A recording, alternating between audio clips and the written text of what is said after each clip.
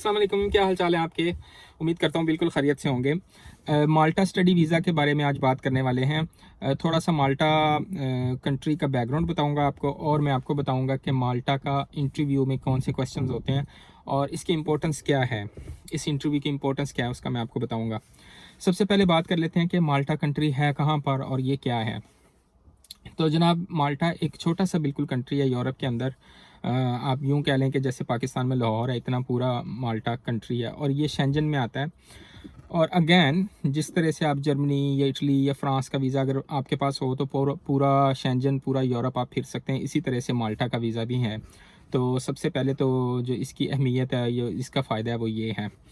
दूसरा ये कि जो माल्टा कंट्री है ये बहुत ज़्यादा पुरसकून पुरअमन है, बहुत खूबसूरत है, बहुत ज़्यादा टूरिज़म है। टूरिज़म का स्टूडेंट को क्या फ़ायदा है ये भी मैं आपको बताता हूँ। अगर आपके पास माल्टा का वीज़ा है और आप स्टूडेंट वीज़ा पर हैं तो माल्टा में स्टूडेंट्स के लिए अपॉर्चुनिटीज़ हैं काम के लिए। जहाँ ज़्यादा टूरिज़म होता है वहाँ ज़्यादा काम की, जॉब्स की अपॉर्चुनिटीज़ होती हैं। तो एक तो ये फ़ायदा है। दूसरा, इसका जो इंटरव्यू है उसकी अहमियत इस वजह से ज़्यादा है, उसकी इम्पोर्टेंस इस वजह से ज़्यादा है कि माल्टा का जो यूनिवर्सिटीज़ हैं वो उनकी ज़्यादा डिमांड नहीं है। कुछ ज़्यादा मार्क्स अगर आपके 40% 45% भी हैं तो वो आपको एडमिशन देते हैं। तो माल्टा का जो स्टूडेंट वीज़ा है वो बहुत ज़्यादा बेस कर रहा होता है इंटरव्यू के ऊपर। तो ये मैंने आपको ज़िक्र किया था पिछली एक वीडियो में, इटली की वीडियो में मैंने आपको सॉरी, जब हम यूके की क्रेडिबिलिटी इंटरव्यू का जिक्र कर रहे थे तो मैंने आपको बताया था कि दो लोग मेरे जानने वाले दोस्त मेरे साथ गए थे, उनका इंटरव्यू था, उनको मैं लेके गया था ड्राइव करके। उनमें से एक पास हुआ और एक फेल हुआ। तो इस वजह से माल्टा का जो स्टूडेंट वीज़ा है ना वो बहुत ज़्यादा डिपेंड कर रहा होता है उसके इंटरव्यू के ऊपर। क्वेश्चंस बिल्कुल सिंपल हैं, कोई कॉम्प्लिकेटेड क्वेश्चन नहीं पूछते, कोई आपकी स्टडी से रिलेटेड सवाल नहीं पूछते। आई मीन के जो पढ़ा हुआ है उसमें से आपसे कोर्स नहीं पूछ लेते, ऐसा कुछ भी नहीं है। सवालात वही हैं जो मैंने आपको यूके क्रेडिबिलिटी इंटरव्यू में बताए थे। तो मैं रिपीट करता हूँ कौन कौन से जो मेन आपसे क्वेश्चन वो पूछते हैं। उसके अलावा मैं आपको ये बताता चलूँ कि आइट्स की रिक्वायरमेंट उनकी एज सच नहीं है, मगर जो मेरे दो दोस्त गए थे उनमें से एक पास हुआ था, वो इस वक्त पुर्तगाल में है। वो माल्टा से मूव हो गया था पुर्तगाल। वो पास हुआ था, उसका वीज़ा लगा था, उसके पास आइट्स की डिग्री थी, सॉरी जो भी डिप्लोमा जो भी टेस्ट होता है वो सर्टिफिकेट उसके पास था। और जो दूसरा मेरा फ्रेंड था उसके पास आइट्स नहीं था और उसका इंटरव्यू भी कुछ खास अच्छा नहीं हुआ था। वो ऐसे लग रहा था जैसे कोई स्क्रिप्ट पढ़ रहा है, वो रट के आया हुआ जवाब। तो शायद इस वजह से उसका कॉन्फिडेंस देखते हुए उन्होंने उसका वीज़ा रिजेक्ट कर दिया था अनफॉर्चुनेटली।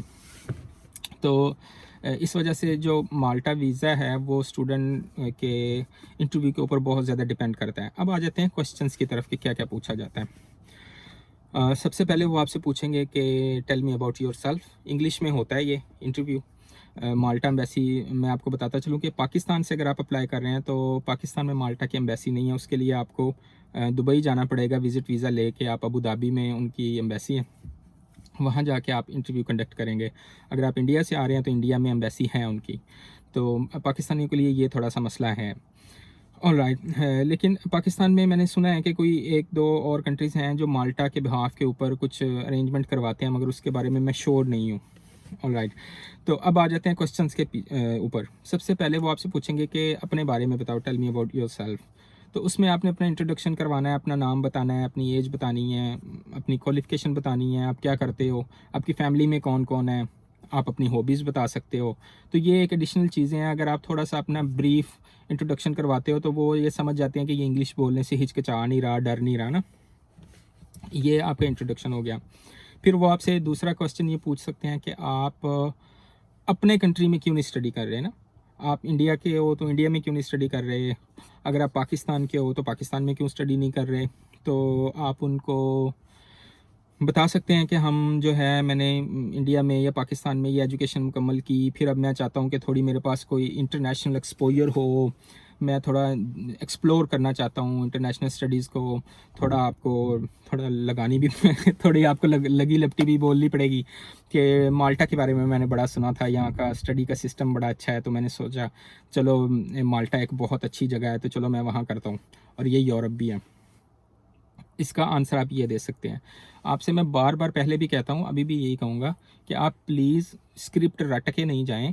अकॉर्डिंगली जो आपसे सवाल पूछा जाए आप उनको कह सकते हो कि मुझे समझ नहीं आई, can you please repeat your question, can you please say that again, anything आप उनको कह सकते हो, can you please repeat the question. और वो बुरा नहीं मनाते, वो अपना क्वेश्चन रिपीट करते हैं, क्योंकि इंग्लिश बोलने का हर एक का अपना लहजा है, अपना स्लैंग है, अपना एक्सेंट है। तो अगर वो अपने एक्सेंट में बोल रहे हैं, आप उसको नहीं समझ पा रहे, तो उसका ये मतलब वो नहीं लेते कि आपकी इंग्लिश नहीं सही, वो उसका यही मतलब लेते हैं कि मेरा जो एक्सेंट है वो इसको समझ में नहीं आ रहा। तो इस वजह से घबराइए नहीं, आपको घबराना नहीं है जब भी आप ये पूछेंगे कि आपने क्या कहा। फिर वो आपसे ये पूछ सकते हैं, ये कॉमन पूछते हैं, ये क्वेश्चंस वो कॉमन पूछते हैं हर एक से। फिर वो आपसे पूछेंगे कि आपने माल्टा क्यों चूज़ किया। तो फिर अगेन आपको थोड़ा माल्टा के बारे में आप रिसर्च करके जाएंगे। ऑब्वियसली यूट्यूब का ज़माना है, आप यूट्यूब देख के जाएंगे, तो आप माल्टा की जितनी हो सकें तारीफ़ें करेंगे। आप ये बताएंगे कि माल्टा एज़ कम्पेयर टू यूरोप के जो अदर कंट्रीज़ हैं थोड़ा ज़्यादा सिक्योर है और क्वाइट और अच्छा है और ख़ूबसूरत है। आप इस तरह की बातें कर सकते हैं। ये हमें इनकी माल्टा की बीचेस पसंद हैं, ये है। तो आपको माल्टा की वहाँ तारीफ़ें करनी है, मुझे यहाँ का कल्चर पसंद है, मुझे ये है। फिर वो आपसे पूछेंगे कि आपका कोर्स कौन सा है। तो आपको अपने कोर्स का एग्जैक्टली जो टाइटल है वो पता होना चाहिए। सम टाइम वो आपसे मॉड्यूल्स भी पूछ लेते हैं। अगर यूनिवर्सिटी ने वो डिटेल आपको ऑलरेडी दी हुई है तो आप उसको जहन में रखें कि आपके कौन कौन से सब्जेक्ट आ रहे हैं अगले सेमेस्टर में, ये टोटल ओवरऑल कितने सब्जेक्ट्स हैं, ये कितने क्रेडिट आवर्स हैं। तो अपने कोर्स के बारे में थोड़ा ब्रीफली पढ़ के जाएँ।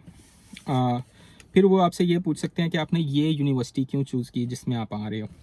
तो अगेन आपने यूनिवर्सिटी के बारे में थोड़ी रिसर्च कर लेनी है। आपने बताना है कि ये इतनी रैंक पे आती है, इसके क्वालिफाइड स्टूडेंट्स बड़ी अच्छी जॉब्स कर रहे हैं, ये बड़ी अच्छी यूनिवर्सिटी है, इसकी लोकेशन अच्छी है, ये शहर मुझे पसंद है, ये यूनिवर्सिटी मुझे पसंद है, इसके रिव्यूज़ अच्छे हैं।